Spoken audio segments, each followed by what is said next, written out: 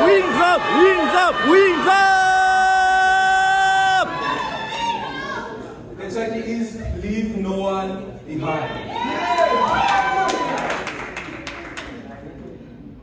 Hi, my name is Eva. I'm from Nigeria, and I'm a proud disability and inclusion advocate. And it is my honor to stand here in Washington, D.C., a place that signifies progress and hope. So my story began in 2013. I was given an ultimatum by the doctor to choose either to lose my leg and save my life, or to save my leg and lose my life. I went for life. Now, as a 17-year-old girl who should be thinking about dream, books, and boys, I was thinking about life and death. Now, I chose life, but what I didn't put into cognizance was the fact that I was transitioning from physical pain to emotional pain. I was transitioning from being non-disabled to being disabled. And that was when I knew the importance of community, the importance of support. And that was how I came in contact with the Amputee Coalition of Nigeria. Now, my duty is to ensure that persons like me who felt or who still feel like no one sees them, no one hears them, and their voices are not relevant, I ensure that they are integrated into the society through proper mental health schemes and to ensure that they have the relevant skill sets, especially tech skill sets, that will enable them to compete fairly with their counterparts who have no disabilities. What does it mean to leave no one behind? It means we should be inclusive in our thoughts, we should be inclusive in our strategies. When we make policy, we should be inclusive. And when we talk to somebody who has disabilities, we should be sensitive. Leaving no one behind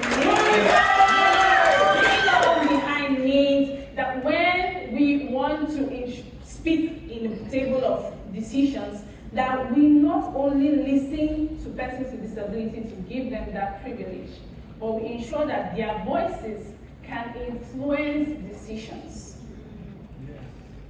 Leaving no one behind means creating accessible structures.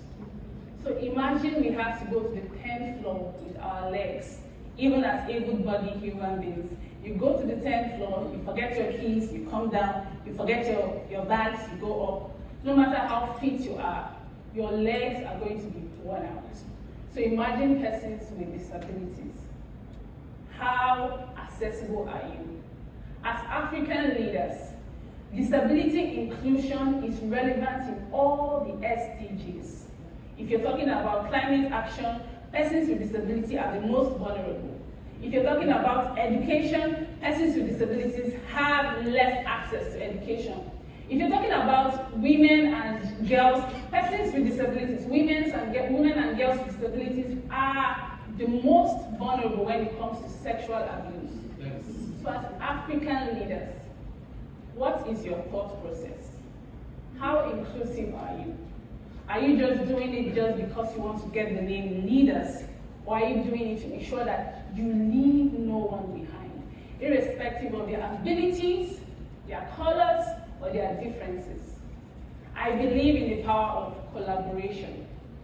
So as a person with a disability, I believe that I need the help of people without disability to ensure that we have an accessible and inclusive society.